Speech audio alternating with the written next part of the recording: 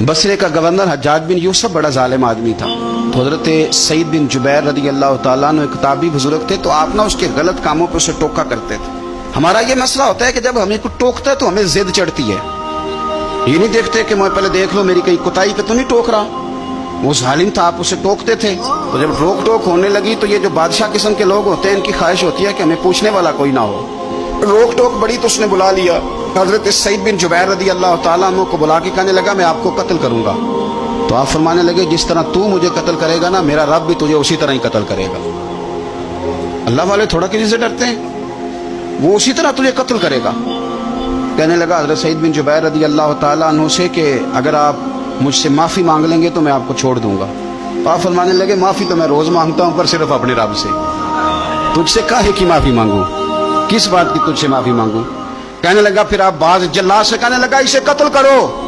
आपने हंसना शुरू कर दिया। तो वो कहने लगा हंसते क्यों हो। फरमाने लगे तेरी जुर्रत पे हंस रहा हूँ कि खुदा का कमज़ोर बंदा हो के तू किस तरह की जुर्रत के साथ बातें कर रहा है कि मैं तुझे कत्ल करा दूंगा।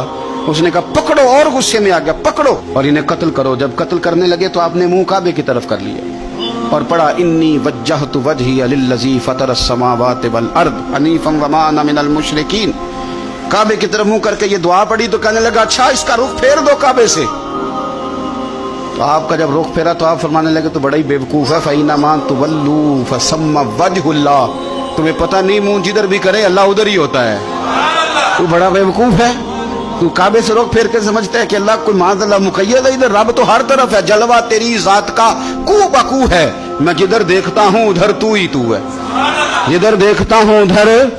जे मैं तेनू अंदर जाना तो फिर मुक़य्यद जाना, तो जे मैं तेनू बाहर जाना तो अंदर कौन समाना। अंदर भी तू है ते बाहर भी तू है ते बुल्ला कौन नुमाना। फरमाया कि भाई हर तरफ ही अल्लाह। अब उसने पता क्या किया, आपको जब कत्ल करवा रहा था ना तो हज़रत सईद बिन जुबैर ने हाथ उठाया कि अल्लाह मेरे बाद इसे किसी और को कत्ल करने का मौका ना देना। मैं इतनी बात किसी और पर इसे मुसल्लत ना करना।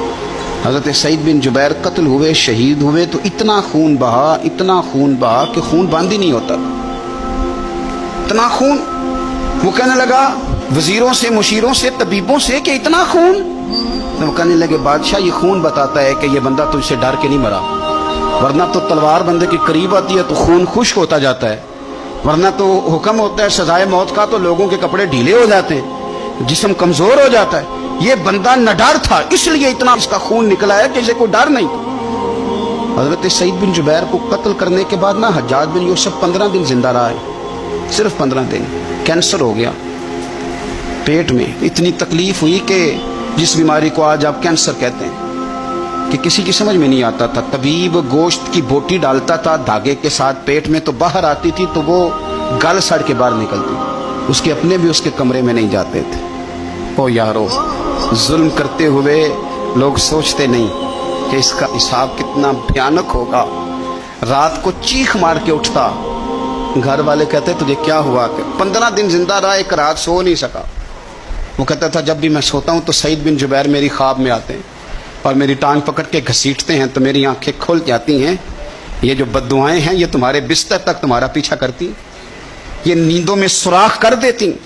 लोग कहते हैं पता नहीं क्या बात है, सोया नहीं जाता। तो मैं कहता हूँ पता कर लो, शायद को बात निकल ही आए।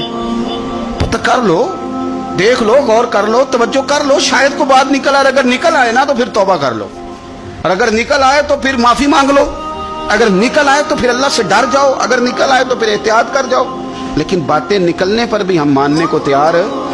तो ये मत समझे कि जब इंसान किसी का जुल्म करेगा तो वो चैन की नींद सोएगा। जी हो सकता जैसा करोगे फिर वैसा